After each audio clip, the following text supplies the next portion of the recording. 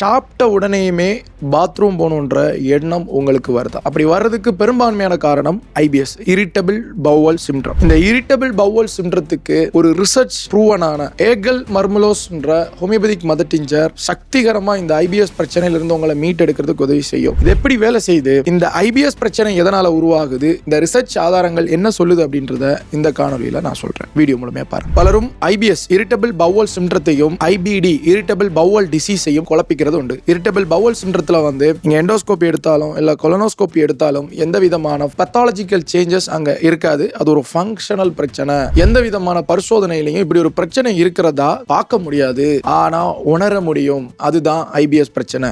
சரி, ஐபிடி அப்படின்னு வந்தா ulcerative colitis and cones disease போன்ற பிரச்சனைகளை ஒருங்கிணைச்சது தான் ஐபிடி. அது கொஞ்சம் சிவியரானது. அல்சர்ஸ் இருக்கும். ஸ்கேன் பார்க்கும்போது ஸ்கேன்ஸ்லேயே நமக்கு தெரியும் அல்சர்ஸ் இருக்கிறது தெரியும். குடல் புற்றுநோய்க்கு ரிஸ்க்கும் ஜாஸ்தி.